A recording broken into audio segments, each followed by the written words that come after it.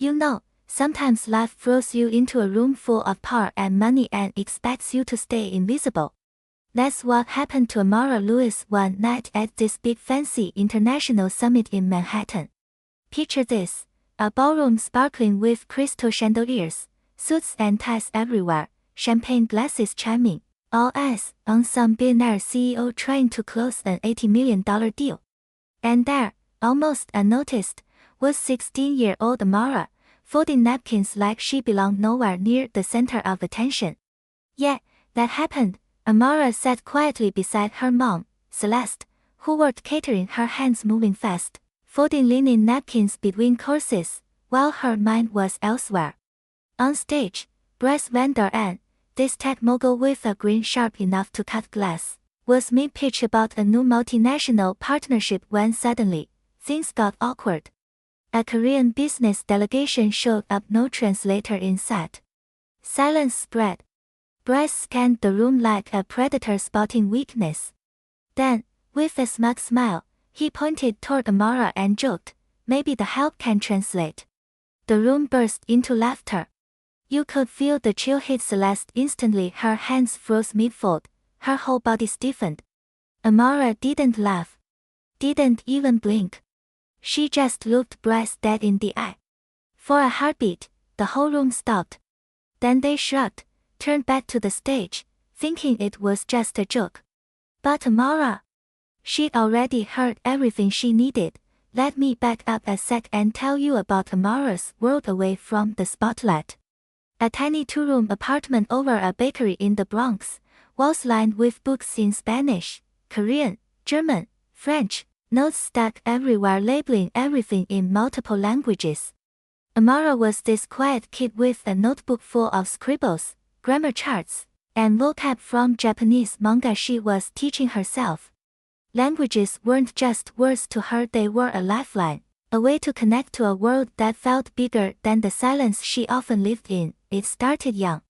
Sitting on her dad's lap while he played guitar, he'd sing jazz melodies mixed with Italian, French, teaching her words that felt like magic: amore, liberté, musa. He told her once, "You can't speak the world if you don't speak its people." Then he was gone, heart attack on the road, leaving Amara and her mom alone. Since then, Amara spoke less but learned more. At school, teachers called her quiet, shy, maybe lacking confidence. What they didn't see was her secret universe of languages built in the quiet hours when everyone else was scrolling on their phones. Back at the summit, tension was thickening like a storm. Bryce was pacing off stage, furious he just lost a huge contract because the translator couldn't keep up with the precise, formal Korean needed. The guy quit right there, leaving the Korean delegation ready to walk out. Bryce, desperate, threw a tablet at a junior staffer and barked, "Just use Google Translate, say something." The garbled, broken Korean that followed only made things worse. The deal was slipping away, and Bryce's smile was turning into a grimace. Someone tried to joke again, pointing toward Amara folding napkins. The laughter was forced, hollow. Celeste stood behind her daughter, steadying her with a hand on her shoulder. "You don't have to prove anything to them," she whispered. But Amara, for once, wasn't going to be invisible. She stepped forward quiet, calm, walking past the linen cart, past the crowded tables, until she reached the Korean delegation. The room fell silent, all eyes on this teenage girl who didn't say a word at first, just bowed her head politely. Then, in flawless Korean, she spoke, "Good afternoon, sir. Please don't leave just yet. I believe we can resolve this misunderstanding if you allow me to assist." No laughs this time. Just stunned silence. The Korean executive blinked, glanced at his team, then slowly sat back down. Amara didn't flinch. She bowed again, deeper this time, the exact angle expected in formal Korean culture. She kept going, switching between formal Korean, French, German, Japanese, Spanish, Arabic, all perfectly delivered, respectful, with cultural nuances most adults would struggle with. She even made a polite joke about dessert in Spanish that cracked a few smiles. The room wasn't just quiet anymore, it was captivated. The Korean executive asked her something quietly in Korean, which she translated for the American executives. He'd come back to the table, but only if she stayed. At that moment, the original translator rushed back, confused. But then one of the Korean team whispered to him, "She got every word right." The whole room gasped. Bryce stood frozen, his usual arrogance stripped away. "Who taught you all this?" he asked. "Voice hoarse." "No one," Amara said steadily. "Just me, my father, and the books people walk past every day." That silence that followed wasn't awkward, it was real. People finally saw what had been right in front of them the whole time. The deal was back on. Cameras turned their lenses from Bryce to Amara.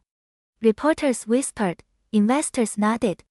The power in the room shifted not to the billionaire CEO, but to this quiet girl with braids and a burgundy head wrap. Amara sat at the table, poised, translating with grace, phrasing not just words but the intention behind them. She adjusted her tone perfectly for every language and speaker.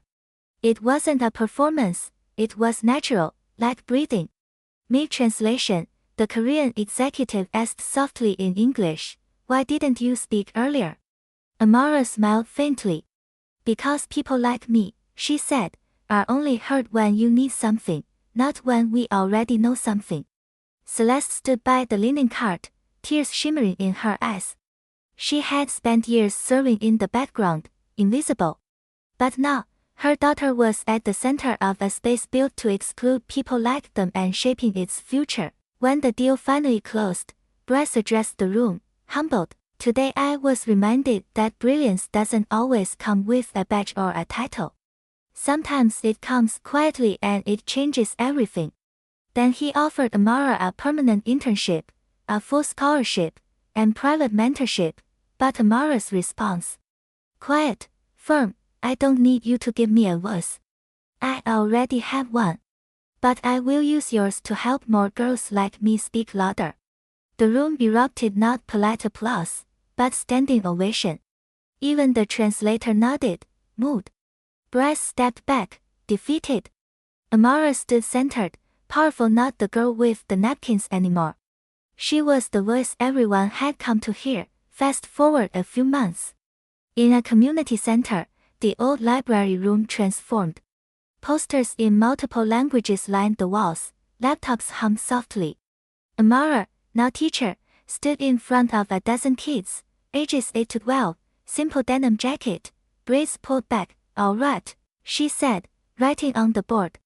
"Who remembers what Pora means?" "Door," the kids shouted. Amara smiled warmly. "Good. Now let's build a sentence." One little girl raised her hand shyly. "Amara, were you scared when they laughed at you?" The room paused. Amara looked around, then nodded softly. "Yes, I was. But fear doesn't make you small.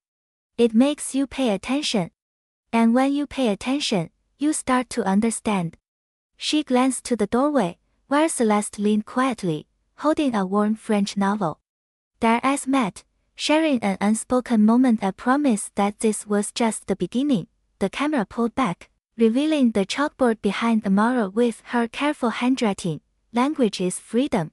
Use it to open every door." So here's the thing, if Amara's story touched you, if you believe voices like hers need to be heard louder, share this video and tell us where in the world are you watching from. We love hearing from every corner of the globe. Don't forget to subscribe for more powerful, emotional stories that lift voices too often left unheard, and hit the bell so you never miss the next story that might just change your perspective. Now, let me leave you with this. What does it say about us, about society, that a kid folding napkins holds the key to a multi-million-dollar deal, yet only gets noticed when the powerful finally run out of options? Who really deserves to speak and who do we keep silent? Drop your thoughts below. This conversation's just getting started.